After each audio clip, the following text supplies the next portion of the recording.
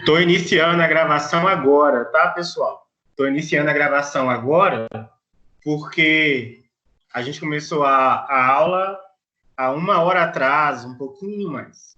Mas como a gente ficou fazendo uma atividade que vocês estavam fazendo aí agora em casa, para a gente começar a fazer a correção agora, né? Vocês ficaram o tempo todo, a gente ficou esse tempo todo no mudo, então eu não gravei. Estou começando a gravar agora, tá? Depois eu vou colocar lá no portal e coloco no YouTube e depois no portal para vocês. Possivelmente amanhã já está. Eu estou fazendo assim. Dou a aula num dia, no outro dia já baixo lá e já coloco lá para vocês. Bom, como vocês puderam perceber, aí tem questões abertas. Eu gosto muito de questões abertas, né? E acho essencial nesse momento para vocês. Porque dá para a gente uma percepção melhor do processo de aprendizagem. Principalmente, né, nós que somos de humanas, somos da psicologia, a gente trabalha com linguagem, com palavras, aprender a ouvir, aprender a falar, compreender o contexto para a gente desenvolver o discernimento, dando abordagem de conhecimento. Então, a atividade aberta é extremamente essencial. E por isso que eu não poderia perder com vocês esse momento.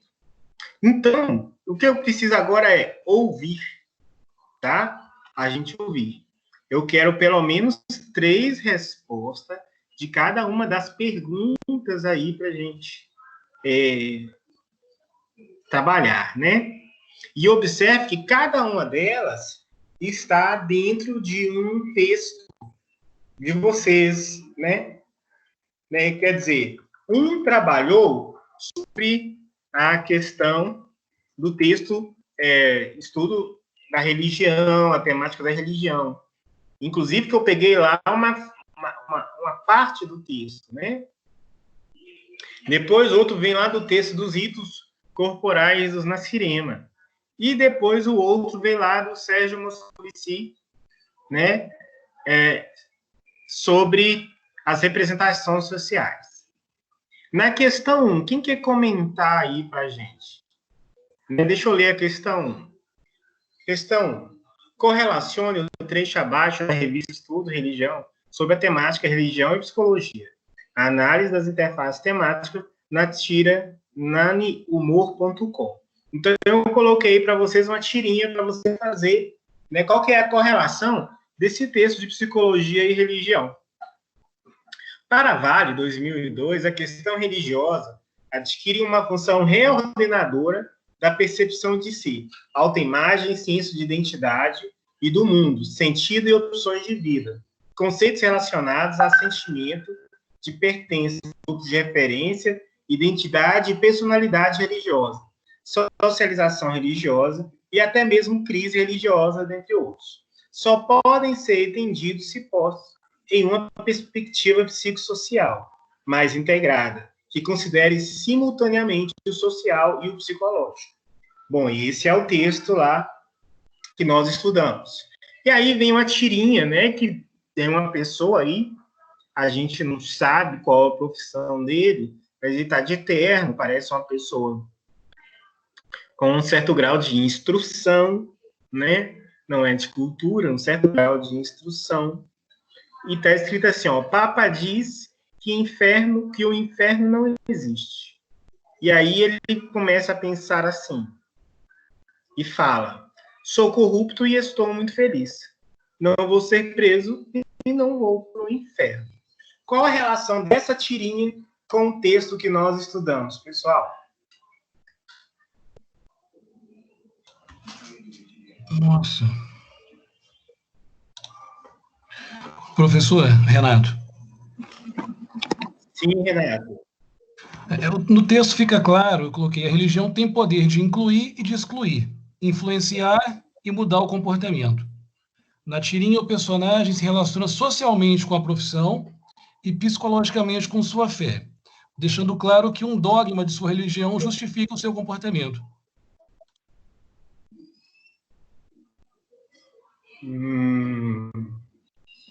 Sua resposta está certa. Se eu tivesse essa questão na prova, você tiraria uns 70%, 75%. Ela pode ser melhor, mas não está errada. Beleza? Ok. Ótimo. Quem mais pode comentar, pessoal?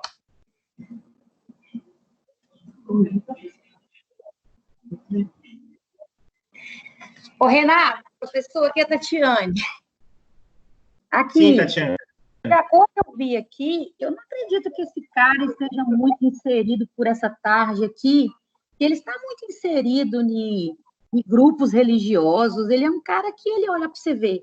Ele diz assim: sou corrupto e estou muito feliz. De acordo com o texto que a gente leu, existem traços de culturas ligadas à religiosidade, existe a identidade pessoal, né, o comportamento, a sexualidade. Para mim, esse cara não estava muito ligado a algumas questões de religiosidade do texto aqui, não.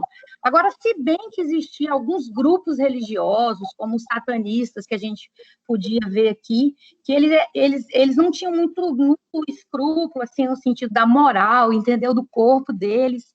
Então, assim, eu entendi, assim, na minha cabeça, que esse cara não estava muito correlacionado com o tipo de religião que a gente estudou, levando em conta que foram publicados mais de 27 artigos e que foi estudado de 127. Mas esse cara, para mim, ele era um corrupto aqui, do jeito que ele falou mesmo. A forma que eu analisei ele, talvez ele fosse um político, ele estava de terno, uma gravata vermelha, né, bem apresentado. Então, eu já vi por esse lado aí.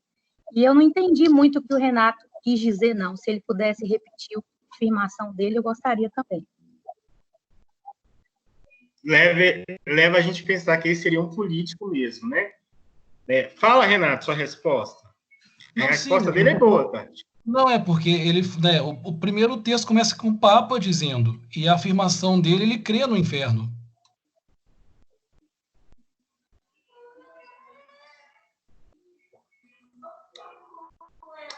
Leonardo, o Papa diz que o inferno não existe. Então, mas aí eu vejo a vaidade, né? Eu acho que entra aí a questão da vaidade em relação ao poder. Ele se sente poderoso e dizendo que o inferno para ele não existe, porque ele tem um poder. Então, eu vejo assim, não é questão realmente de religião, mas ele acredita que não existe o inferno. Ele acredita que o Papa, né, a questão do Papa, mas aí vem a vaidade. Ele faz aí aí a soberania social, ele é soberano, ele é o tal, né? Então, eu vejo assim mais a vaidade. Sim, Cássia. Eu vou dar uma dica para vocês, olha só. Eu percebo que a dificuldade de vocês está na primeira palavra da questão, ó, correlacionar. Você tem que correlacionar o trecho, por mais que vocês tenham lido o texto todo, isso é uma dificuldade de concurseiros, pessoal. Não preocupa com vocês, achando que isso é só vocês, não. Isso é uma dificuldade Brasil. A gente tem que aprender a ler o que pede a questão. Se eu for corrigir essa questão com vocês, eu tenho que trabalhar dentro daquilo que pede a questão, correlacionar. Quando a gente fala de correlacionar, a gente está falando que eu vou ter que buscar uma fonte, duas fontes, e fazer uma análise entre essas duas fontes. E quais aqui são as duas fontes? As duas fontes são o trecho e a figura. O trecho fala da religião no seguinte aspecto, que a religião traz à pessoa uma função de reordenar a percepção sobre si, ou seja, a autoimagem, a imagem que a pessoa tem dela, faz com que ela crie o seu senso de identidade. Ou seja, quem sou eu? A partir da imagem do que ela tem dela mesma. Então, a religião influencia nessa percepção de quem sou eu. Porque ela vai dar dogmas, e dependendo de cada religião que a pessoa faz parte, né, vai ajudar, a gente viu no texto, né, a trazer, a gente está pegando é o sentido geral, a trazer o conceito de identidade. Ela vai ter o senso de identidade, se ela é uma pessoa livre, se ela é uma pessoa que tem que seguir as regras, se ela é uma pessoa que é dona do seu senso de liberdade, se ela é uma pessoa que tem que trabalhar muito, se ela é uma pessoa que está em pecado, que não está em pecado, se é uma pessoa que tem que viver com a natureza. Os critérios, os dogmas que ela tem dela, muito vem do olhar da religião que ela está. E essa religião reordena a posição que ela tem no mundo.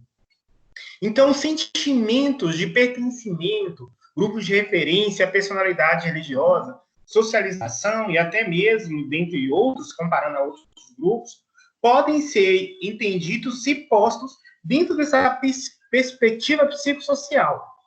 Qual que é a perspectiva psicossocial? Quando a gente está fazendo uma análise da religião e o impacto do grupo que ela pertence, do grupo religioso que ela pertence, na sua perspectiva mental, isso é uma análise psicossocial. Quer dizer, a gente sai de uma análise de grupo para a mente. Qual que é a influência do grupo para a mente? E aí, considere a tirinha. Aí o cara, qual que é a relação da tirinha com esse trecho? Sou corrupto e estou muito feliz. O Papa disse que não tem inferno, né? Que não existe. Aí ele fala assim, eu não vou ser preso, eu não vou para o inferno. Aí, uma boa resposta, considero uma ótima resposta. Vamos aprender a pegar isso aqui, pessoal, porque vocês estão fazendo provas abertas, fechadas, e nós, professores, o nosso papel é ir lapidando. Não fique preocupado, minha resposta não bateu, a gente está em aprendizado, primeiro período, mas ao mesmo tempo se cobrem em desenvolver essa percepção. Então, resposta. Correlacionando, não está pedindo uma correlação? Então, a resposta pode começar assim, correlacionando a tirinha com um trecho do texto do Vale, podemos perceber que, de acordo com o Vale, a religião influencia na imagem e identidade que o indivíduo tem de si, influenciando diretamente no seu comportamento de grupo. Com isso, podemos perceber que o sujeito abordado na tirinha passou a ter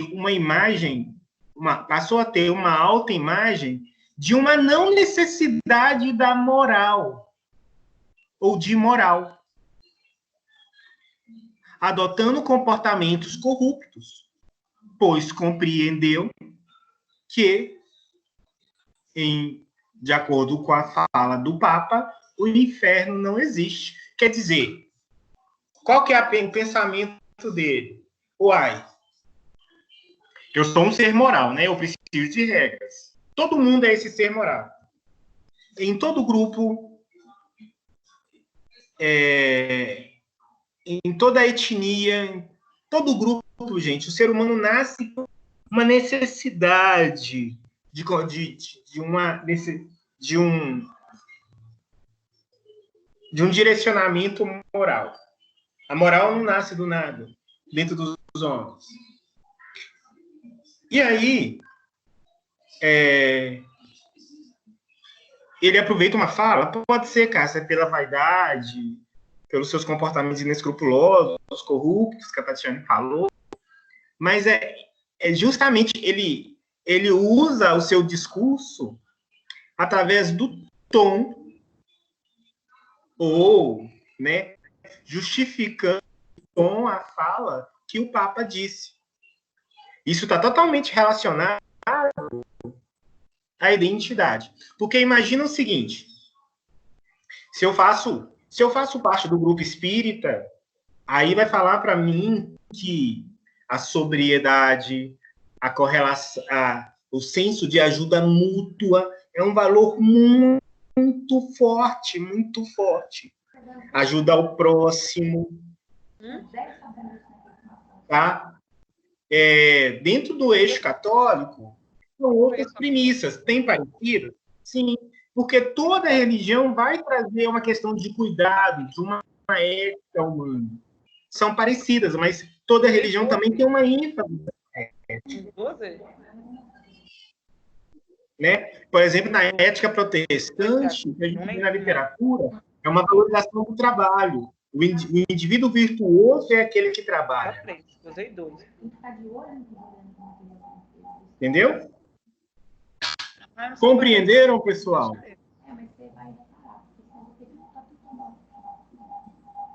E aí, gente bonita. Muito bom. Léo, eu tinha começado Oi. parecido. Eu não li a minha resposta, eu só fiz o comentário, né? Mas eu vi, por coincidência, você falou da comparação. Deixa eu só ler o pedacinho aqui, ó. Fazendo uma relação entre o trecho e a tirinha, podemos observar a comparação entre diferentes pensamentos, situações e poderes. Então, tem a ver com o que você, né, falou aí. Eu só não coloquei a questão da... Aí eu coloquei situação. O que prevalece é a questão do poder, da soberania social e da vaidade, colocando a religião como mudança de comportamento. Então, mais ou menos, eu entendi o que você colocou, porque faltou eu completar o que você falou de ser corrupto, do inferno, né? E esse ser corrupto que a moral dele é baseada sim. no discurso da religião que ele buscou. É claro, gente, que não estou falando que o Papa falou isso, né? A tirinha está trazendo isso aí justamente... a gente está fazendo uma comparação, a crítica. Isso. Okay. Né? Isso aí para a gente compreender aí, né? Qual que é o impacto da religião. Quer dizer, a identidade que eu tenho de mim, do meu comportamento, é a minha autoimagem. O valor que eu vou ter, né, de mais-valia ou de menos-valia, tem tudo a ver com a minha percepção dentro do grupo que eu faço parte. E o indivíduo fez essa análise a partir dessa fala, né, de uma pessoa que é uma autoridade religiosa. Muito bom. Vamos lá. Questão 2. Após estudarmos o texto dos ritos corporais do Nascireno, que inferência podemos fazer ao lermos a tira abaixo? Então, vamos lá, agora, uma parte do texto dos Nascireno. Olhando de longe, de cima, dos nossos altos postos de segurança na civilização desenvolvida, é fácil perceber toda a crueza e relevância da magia, mas, sem seu poder de orientação, o homem primitivo não poderia ter dominado como fez suas dificuldades práticas. Nem poderia ter avançado aos estágios mais altos da civilização. Aí na tirinha está assim, olha, duas pessoas se encontram, né?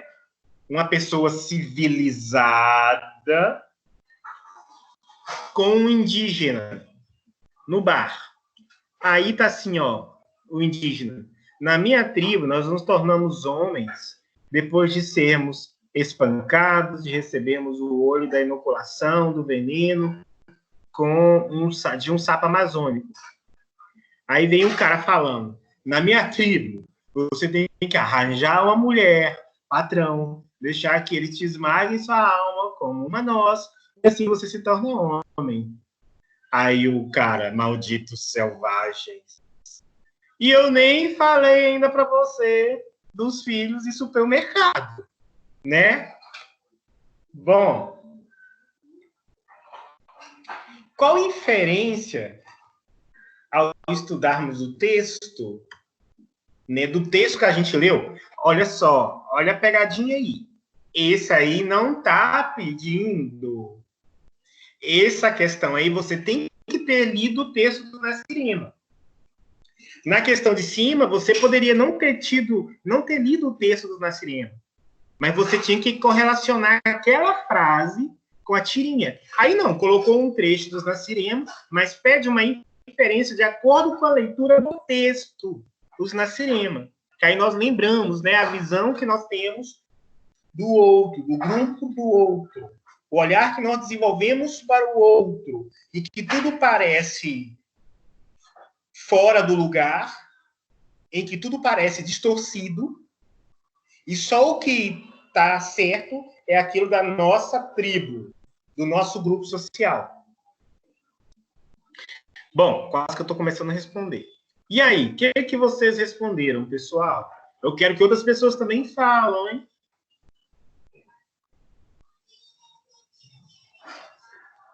Vou deixar o povo falar, professor. Ô, Léo, vou deixar o pessoal falar. Eu adoro que vocês falam, Cássia. Isso não é para vocês não falar, isso é para fazer os outros falar também. Isso, vou deixar eles falarem falar. agora. Professor, eu lembro que você falou lá na sala de aula que a gente não deve olhar com nossos olhos as crenças das pessoas, porque a gente julgou muito o texto na Cirema. Os pessoal era louco, doido, várias crenças.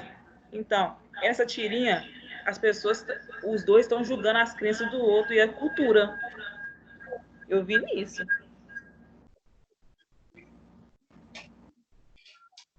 Olha, você já pegou meio caminho, já garanti, assim, uns 50%, 60%, Marisa.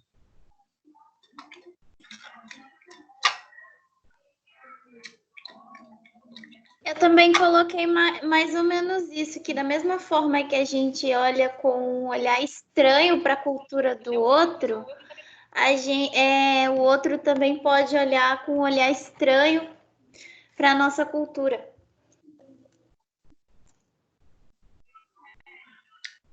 Vocês estão indo muito bem, vocês só não estão fazendo o fechamento. A Alice, a mesma coisa. Fez 50% a 60% da questão aí. Só está faltando o fechamento, pessoal. Colocar a cerejinha em cima do bolo.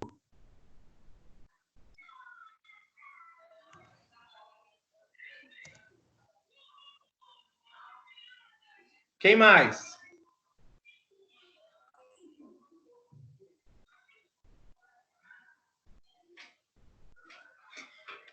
Vamos lá, todo mundo se calou, vou falar então. Ó. Após estudarmos os ritos corporais do nosso Cirema, que inferência podemos fazer na tira abaixo? Ao analisarmos a tira abaixo, podemos inferir. Quando a gente está falando de inferência, pessoal, a gente está falando da nossa percepção também. Daquilo que podemos detectar. Então, após a análise do texto, os ritos corporais na Cirema, podemos inferir na tirinha abaixo que, vamos lá, que nós temos tendência ao olhar com estranheza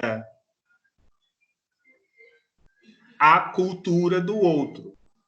Percebemos isso quando o indígena disse maldito selvagem após ter comentado como era a sua cultura, e o homem da cidade também comentou como era a sua cultura. Percebeu que, olha diferente, né? Teoricamente, quem que é o selvagem? Hein, pessoal? Teoricamente, o selvagem seria um indígena. As pessoas, isso as selvagens... isso aí. Teoricamente, os selvagens seriam os indígenas. Mas o cara fica tão perplexo. É isso aí, mas aí que tá. Teoricamente, o selvagem, quem que a gente fala que é o selvagem? É o Olha o índio. olhar aí. É o índio. Mas quando o índio olha pra gente e analisa os nossos rituais para o homem ser chamado de homem, ele fala assim, Malditos selvagens. Ele acha até os nossos rituais mais tensos, cruéis, do que os rituais dele. É igual o nosso ritual para tornar-se mulher, né? De menina, você não é mais criança, você vai tornar uma moça.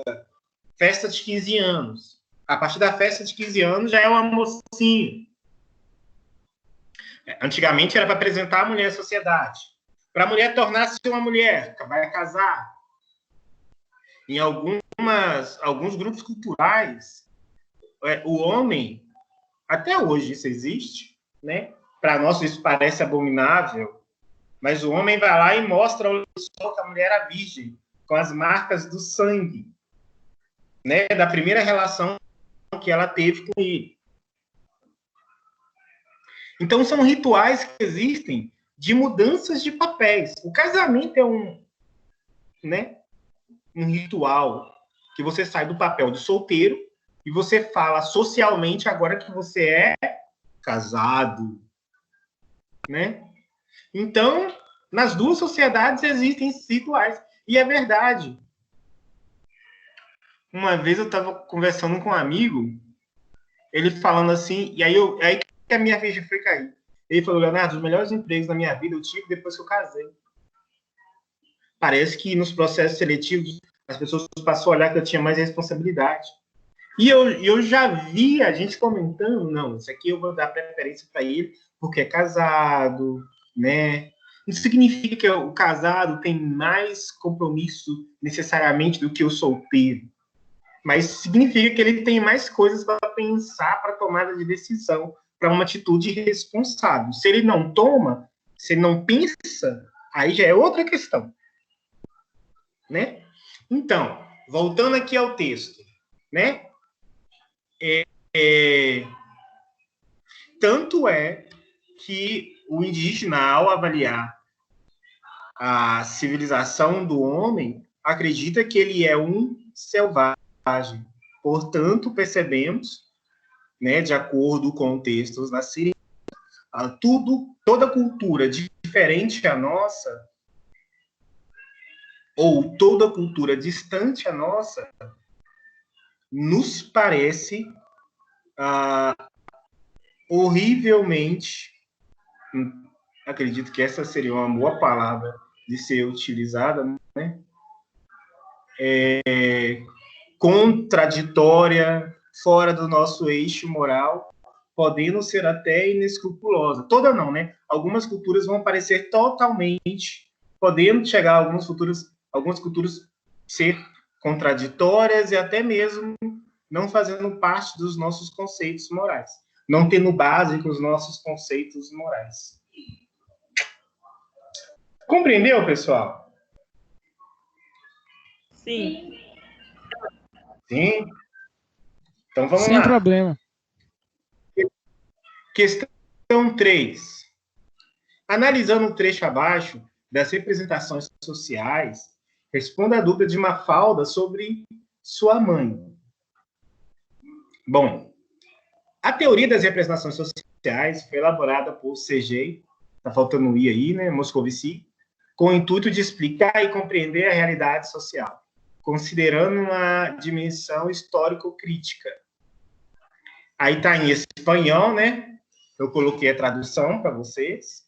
Mamã, o que você gostaria de ser se vivieras? Aí a tradução é: mamãe, o que você gostaria de ser se você existisse? Pesado. Quem quer falar aí?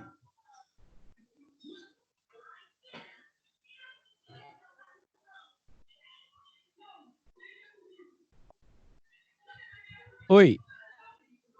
Oi, pode falar. Michel falando. Bom, eu considerei... Desculpa ter entrado tarde aí, é porque eu estava tentando entrar e ficou e parecia que a reunião não tinha começado. Bom, mas Mafalda considera que a mãe dela não vive de fato, pois toda a existência da mãe dela é devotada ao trabalho doméstico. Ela faz uma crítica à desvalorização do papel social que representa o trabalho doméstico quando não considera que quem o exerce, no caso a mãe, que essa pessoa realmente viva, que essa pessoa viva de fato. Então, ela considera aquele trabalho doméstico um trabalho menor. Foi isso que eu entendi. Boa! Amei. Michel Teló, você garantiu aí uns 85% a 90%, Michel Teló. Foi muito bom. Foi mesmo. Muito obrigado. Quem mais, pessoal?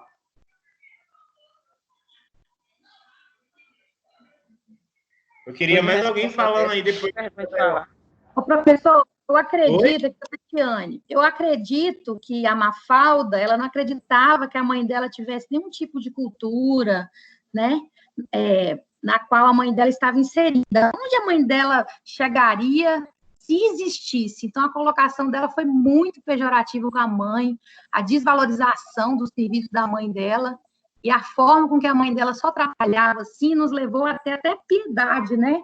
Eu acho que eu poderia usar essa palavra da mãe e ouvir essa pergunta da filha Mafalda. Mãe, aonde você chegaria? Deixa eu pegar aqui. Mãe, o que você gostaria de ser se existisse? Muito pesado isso daqui, dessa menina falar isso com a mãe. E no texto aqui, uma das coisas muito legal que a gente colocou aqui foi o seguinte, ó. Constata-se que na representação acerca da psicologia do trabalho, aponta uma visão altamente subjetiva e individualista, em que as condições sociais, então, que tipo de condição social que essa menina enxergava a mãe? A história da mãe, as culturas presentes, né, nas experiências subjetivas são excluídas. Então, ela simplesmente excluiu a mãe dela de qualquer tipo de função, de valorização, e é isso aí. Eu achei que ela pegou muito pesado com a mãe dela quando ela fez esse tipo de pergunta. Interessante, Tiane. A Mafalda, ela foi criada pelo Quino, né? Ele é um criador argentino. Eu sou fãzão. Ela tem uma pitada muito existencial, sabe? Muito existencial. As falas dela, ela nos faz pensar, né? E quando eu falo assim, realmente muito pesado, é porque ela traz esse choque de realidade para a gente. Eu pergunto para você o seguinte, para você não, para a sala, qual que é a visão social? Quando a gente fala de representação social, a gente está falando de uma visão de um grupo, de um coletivo sobre algo, situação, né? E o grupo valida, e a partir do momento que ele valida, ele começa a atuar sobre isso, né? Ele começa, eu falei para vocês, é igual o dinheiro. O dinheiro é um papel, mas quando a gente vê lá um valor impresso, uma tinta, nós validamos. É tão validado simbolicamente que se falar para você uma nota de 10, se te dar uma nota de 10 e falar que é 100, você não vai acreditar. Você vai falar assim, não, você está me roubando. Você está me dando 10 ou está me dando 100? Então, quer dizer, o nosso comportamento é validado dentro daquele corpo simbólico, né, daquilo que nós estamos vendo. Isso é representação social. Aí eu pergunto, qual que é a representação social que nós temos da mulher dona de casa? Professor. Oi. O caso, inclusive, até a nossa sociedade, não, de uma forma geral, encara o trabalho doméstico como sendo um trabalho menor, e isso é reforçado, e aí eu vou fazer uma defesa da visão da Mafalda, né? Porque a Mafalda, ao que entende, pelo que eu já li de tiras da Mafalda também, eu sou fã do personagem, e percebe-se que ela é uma menina que ela tem acesso a uma certa cultura que a mãe dela, no caso aí, não teve. Então, essa própria visão, então, da inferioridade da mãe, quer dizer, não foi nem para ela, até por ser a Mafalda, eu nem acredito que é por maldade. É a interpretação de mundo que ela tem, tendo acesso à escola, tendo acesso a um conhecimento que essa mãe não teve. Ao grupo social que ela está, que está ditando uma regra, que o quê? Fala pra gente aí. Que ser dona de casa não é uma opção boa para a vida. Gente, a crise existencial que as mulheres da nossa sociedade vivem, se ela não casar, se ela não arrumar um marido, aí, qual que fala? Ficou pra titia. Tá? E se ela casa e ela arruma filho, o filho atrapalha ela crescer profissionalmente. É claro, eu costumo falar assim, gente, oi? Quando ela se separa, eu tenho uma amiga que disse para mim certa vez, desculpe interromper, que não ia se relacionar com ninguém mais. Porque uma vez que ela era separada, toda vez que alguém chegava para conversar com ela, parecia que na testa dela estava escrito assim, vagina disponível. Quer dizer, foi essa expressão que ela usou para mim. Ou tipo, tá precisando de homem. Tá precisando de homem. A visão que se tem, de uma maneira geral, de mulheres divorciadas, né, por uma sociedade machista que a gente vive, é essa. Né? Aquela famosa assim, porque quando a mulher, a questão da virgindade na nossa sociedade, ela ainda é muito valorizada, ela ainda é a virgindade da mulher, e não a virgindade do homem. Sim. Historicamente, as mulheres têm que se casar virgens. Né? Então, até essa questão, quando a mulher se separa, né, para a sociedade, ela não tem mais a virgindade, todo mundo sabe disso. Então, por isso, ela é mais acessível do que uma outra que poderia alegar essa virgindade. Ela não precisa mais dar valor a essa questão agora que ela tinha que se proteger antes. Né? Mas exato. Caminhando desse olhar, aí, Michel, a gente tem, justamente o que eu perguntei. Para a sociedade, a representação social da mulher que casada, dona de casa, ela não existe. A mulher hoje que escolhe, não, eu quero casar, eu quero ficar dentro de casa, eu quero cuidar dos filhos. As pessoas olham assim, como assim? Parece que sabe, é um absurdo. Não, você tem que crescer profissionalmente, você tem que ter uma profissão, se o seu marido se der bem, e se você não sei mais o quê, e se você não sei mais o quê. Entendeu? Sim. Posso compartilhar uma experiência com vocês? Oi? Posso compartilhar uma experiência com vocês? Sim. Vou compartilhar. E minha mulher está até aqui, agora perto de mim. Eu estou virado para cá, né? Para lá é a cozinha. O senhor vigia aí, pessoal. Ela está aí, hein? Vigia aí, né? Aqui, ó. Vou virar a câmera aqui para vocês, aqui, ó. A cozinha lá, ó. Peraí. Deu tchau? Tá. A cozinha ela lá. É bonitona, ela é bonitona, tá? Oi? Tá gatona? O senhor bate um bolão, hein? Ó. Você escolheu bem, hein? Mas olha só, ela estava lá em cima dando aula agora. Minha esposa é assistente social.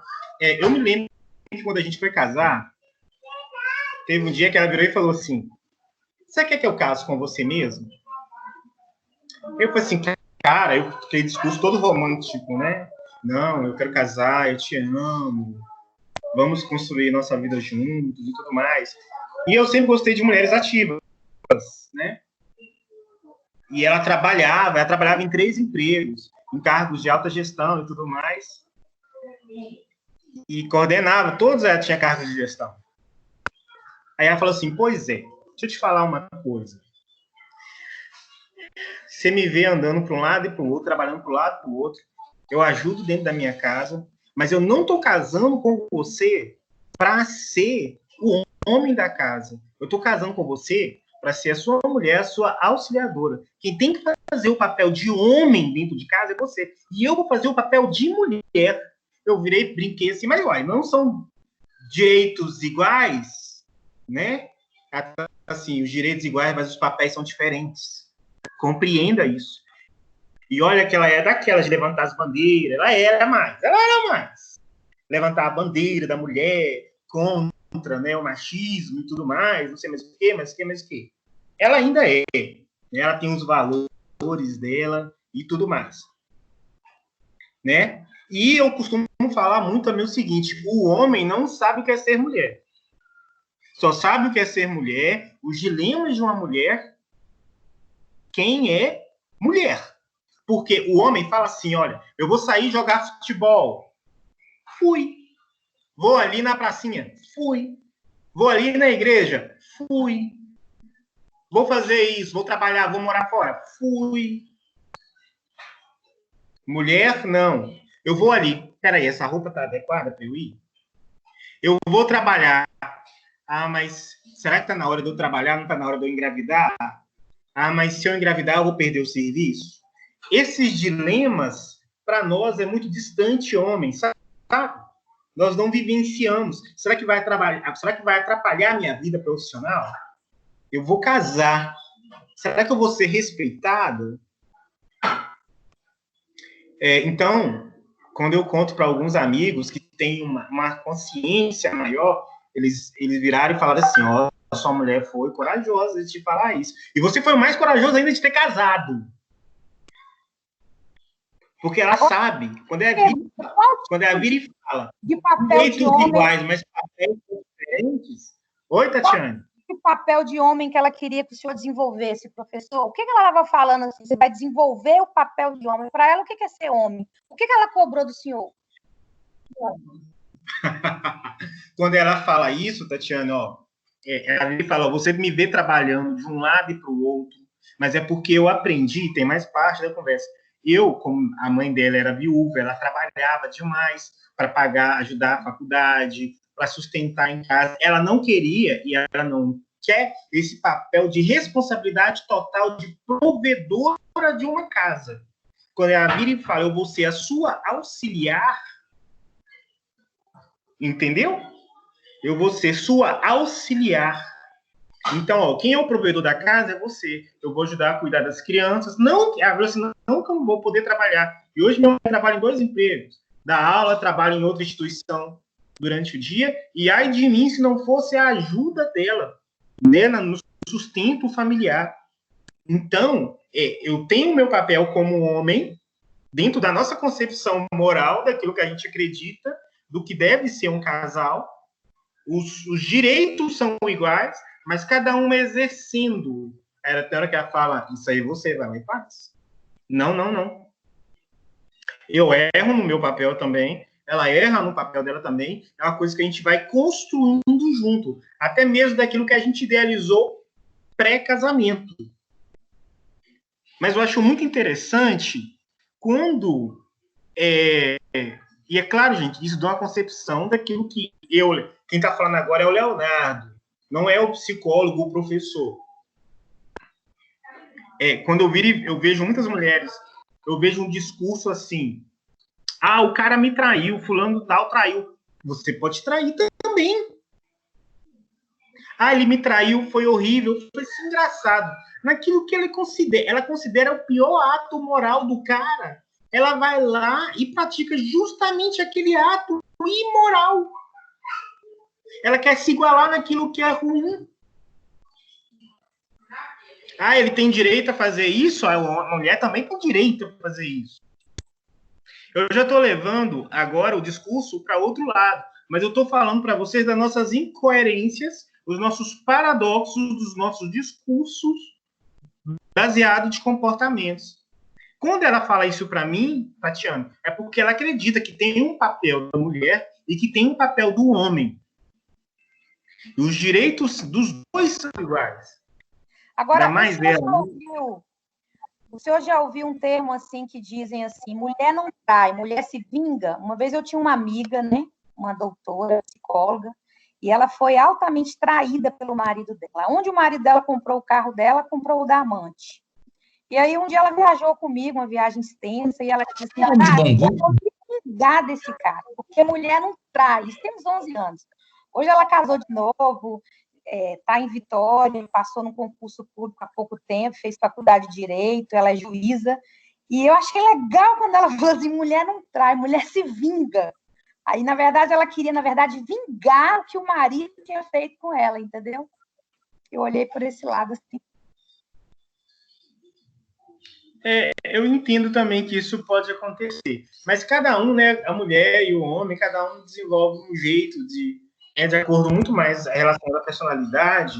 É claro que existe um comportamento típico que a sociedade vai desenvolvendo dentro dessa representação social do ser homem, do ser mulher, né, e de como que o homem trai, de como que a mulher trai, tem uns estereótipos, né, daquilo que a gente cria, que faz a gente perceber dentro desses estereótipos algumas coerências ou algumas incoerências. Professor. Mas compreendeu aí, pessoal, quando a visão da Mafalda? Então, na visão da Mafalda, a representação social que ela tem do papel de dona de casa, construído pelo grupo social dela, que a sociedade que ela está inserida, é que o papel de dona de casa é uma coisa inferior. É uma coisa que não tem valor. Isso está totalmente impregnado no nosso meio. E eu fico pensando assim, gente, agora, isso são críticas minhas, tá, pessoal? Falta o homem compreender, o homem, quando fala homem, bicho macho, a lindeza, vou usar essa palavra, a lindeza desse papel e se envolver mais com esse papel. E, infelizmente, esse papel realmente tem ficado num sentido tão pejorativo que as nossas crianças hoje, o que importa é o trabalho, é a ascensão profissional, o dinheiro, o capital. Então, a gente passa longe dos nossos filhos. Ô, gente, quando é que eu e minha esposa a gente ia passar tanto tempo perto dos nossos filhos, se não fosse essa pandemia agora? A nossa construção social não é baseada na educação familiar. A nossa construção social é baseada na educação social, no meio de grupos. Porque a família hoje ela só encontra à noite.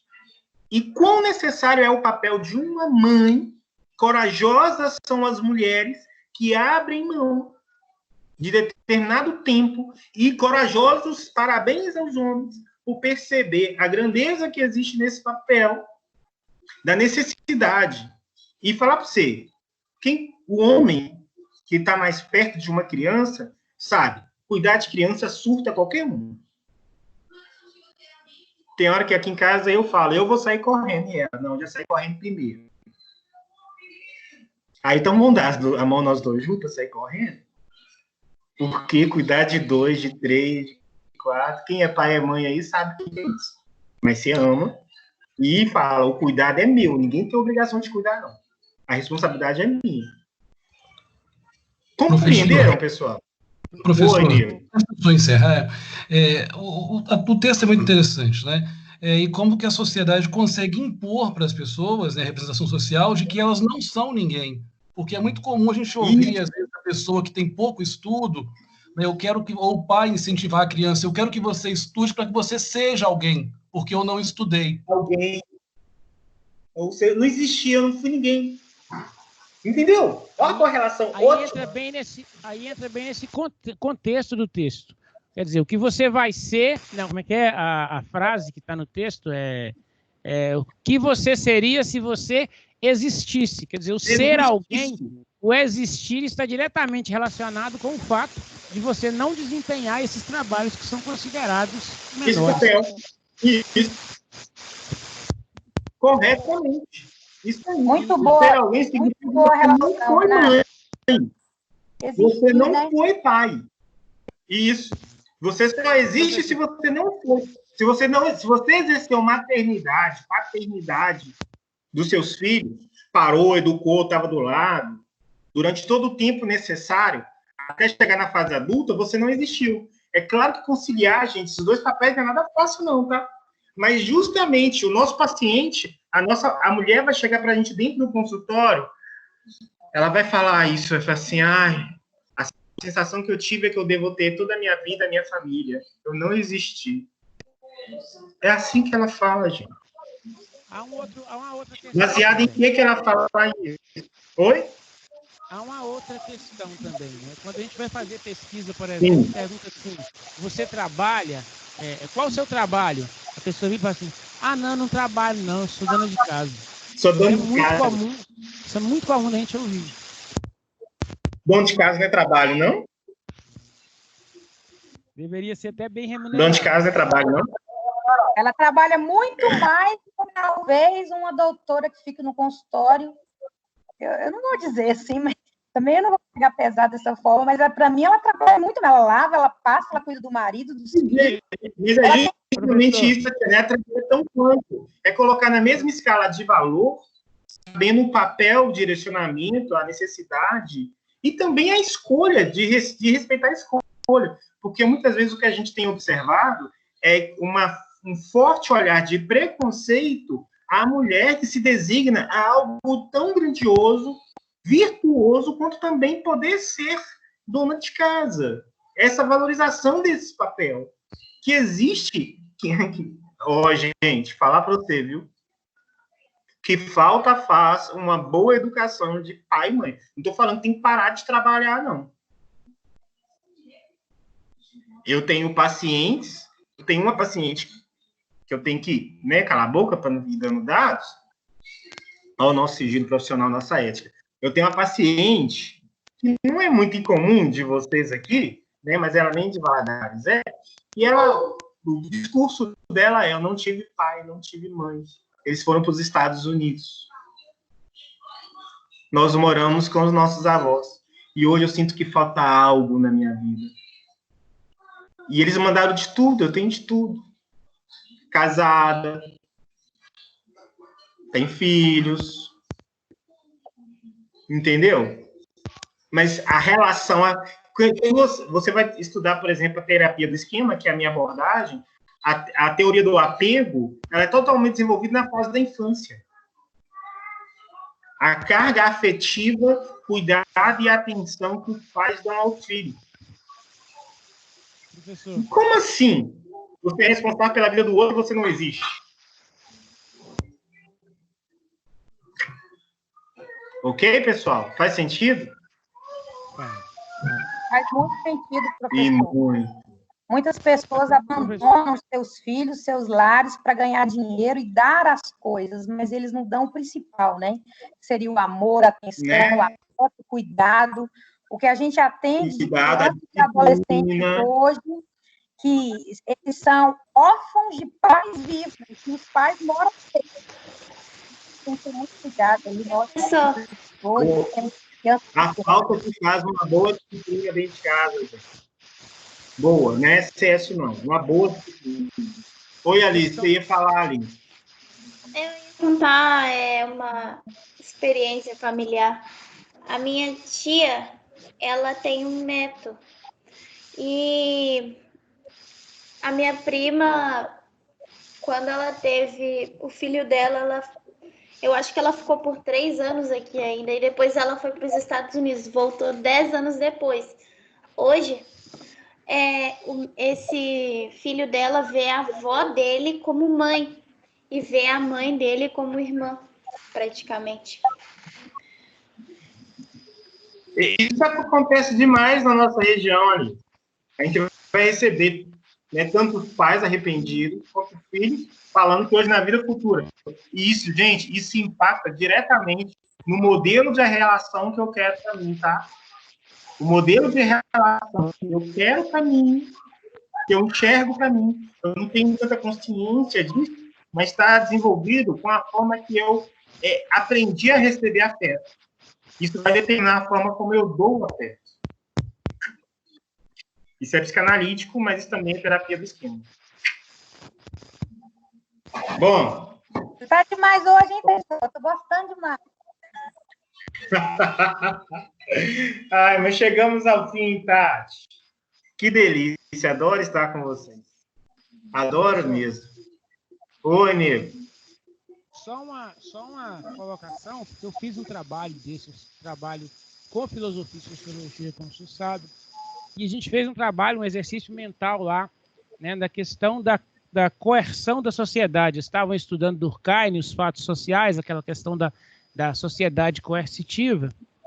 E aí a ideia, pegando o tema da aula de hoje, que é muito bom, muito vasto, e aí eu disse a eles, quer dizer, a própria sociedade, as próprias Vamos pensar em feminismo, por exemplo, que é um movimento que luta pela igualdade de direitos e tudo mais, mas esses próprios movimentos, dentro do nosso contexto de sociedade, a cobrança num modelo padrão, onde mulher e homem têm papéis definidos, ela é muito forte.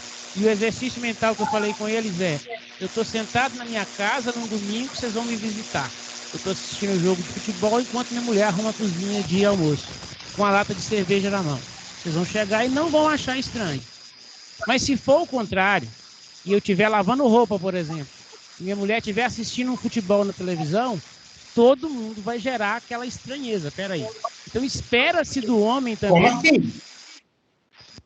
O que eu quero dizer é o seguinte: geram a estranheza, as pessoas aceitam por normal o fato de que enquanto minha mulher está na cozinha, de uma maneira geral, enquanto minha mulher está na cozinha, eu posso sentar no sofá, assistir minha televisão e tomar minha cerveja. Mas, por outro lado, se alguém chega na casa de uma pessoa e encontra o homem da casa de avental, limpando a casa, enquanto a mulher está com os pés para cima, não importa o quanto ela tenha trabalhado antes, gera uma estranheza nas pessoas. Ótimo exemplo, ótimo exemplo. O Michel, eu adoro avental. Eu gosto de avental. Rapaz, o dia que o meu pai me viu a primeira vez... Rapaz, o dia que meu pai me viu a primeira vez de avental... Tira esse negócio, rapaz. Eu falei assim, meu pai, mas eu ganhei isso aqui da minha esposa. Foi presente de aniversário. Ela fez um avental para mim escrito Masterchef. Eu percebi nele a associação que isso é coisa de mulher. Depois que ele viu, tipo assim, né, um presente da mulher dele e tal, sabe? Meu pai é daquele assim, sabe? Eu lembro, meu pai falando, ele não fez. Meu pai falando que queria me levar no puteiro, quando eu tinha 12 anos. Você tem o homem, para ser homem, para virar homem, é o ritual. Processo para virar homem. Os pais faziam isso, né? Antigamente. Ele foi inserido num ritual parecido como esse. Não foi o pai, mas foi os amigos. Então, tinha que levar no puteiro. Então, é justamente essa crítica, né? Quando teve um dia que, várias vezes, né? Eu costumo falar assim, gente, eu adoro dar festa, a gente adora fazer churrasco aqui em casa. Mas tem vezes que eu falo assim, minha esposa, os amigos, eles vão fazer, a gente tá assim, hoje eu não tô a fim de ficar 2, 3 horas, a 4 horas da manhã arrumando casa, não. Porque assim, e a minha esposa fala assim, tem vezes que fica comigo até o final, mas eu sou mais obsessivo por limpeza que ela. É isso que é o estranho, que é o diferente. E aí, quando a gente termina o churrasco, 1h da manhã, ela junta as coisas e tal, ela tá assim, eu tô cansada. Eu falo assim, vai subir? Que eu vou arrumar aqui. Já teve vezes eu terminar, ela subir 1h da manhã, eu ficar até 4 horas. E passo pano dentro de casa, e lavo as vezes todas aqui na cozinha, não sei mais o que. É porque eu prefiro dormir 4 horas da manhã, mas acordar com cheirinho de limpeza, do que ir dormir com a casa suja e ter que acordar cedo para limpar. Mas desde pequeno eu explico para ela, né? Desde pequeno eu arrumei casa.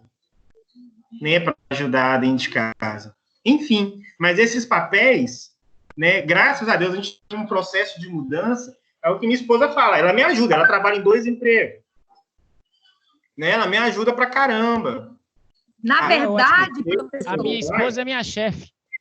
Na verdade, eu acredito que seu pai tinha medo do senhor perder sua masculinidade, trocar os papéis, de virar assim, ele vai ficar dentro de casa agora com esse avental e a menina trabalhando na rua, os papéis estão invertidos.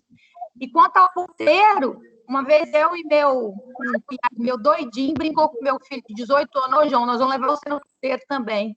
Então, acho que esse tipo de brincadeira até hoje tem também. Mas essa brincadeira, ela vem de uma prática que era comum. É tipo assim, a gente faz essa brincadeira mesmo, eu faço com os meus filhos e tudo, mas porque antigamente isso era uma coisa real. O rito de passagem do menino era esse mesmo. O pai levava e mandava para lá. Meu tio vivia falando isso. Meu tio lá de Ouro Branco, não, eu vou te levar. né? E como eu era sempre o mais sonsinho da família, eu vou te levar, vou te levar, vou te levar, né? Os meus primos ficavam morrendo de rir comigo. Mas é assim mesmo. Imaginar, A gente vai tem uma outra imaginação que a gente pode fazer. Só ficou eu e mais 8. Aí, no dia que voltar a aula, ficou a aula do Léo, só esses 8 aí que eu já printei quem são, pode vir aqui para casa que eu vou dar o churrasco só para esses 8. Vou dar o churrasco e eu vou deixar tudo limpo. Tá combinado. Tá o Renato aí, tá a Cássia, tá ali. Se eu não tiver printado nessa lista sua, não, eu já vou mandar esquentar. Vai ter algum ritual? É o ritual de passagem? Que ritual é esse? Esse ritual envolve carne assada. Então, pode chamar que eu vou. E, por favor, cerveja nenhuma pode ser Corona, tá? Corona aí é um ritual pós-Corona. Pelo amor de Deus, na minha casa, você vai beber Coca-Cola, suco de laranja natural, suco de limão, limonada, eu vou fazer com carinho. Cerveja aqui não, só do Léo. Eu gosto de água com gás e limão. Água com gás e limão. Ô, gente, boa noite. Espero vocês na próxima semana, que eu quero corrigir a prova com vocês. Falou, professor. Tá bom, pessoal? Desculpe o atraso. E eu espero que esse reforço também... Obrigada. Boa noite. Boa noite, galera. Um abraço para todo mundo. Boa noite, galera. Até semana que vem. Até voltar às aulas.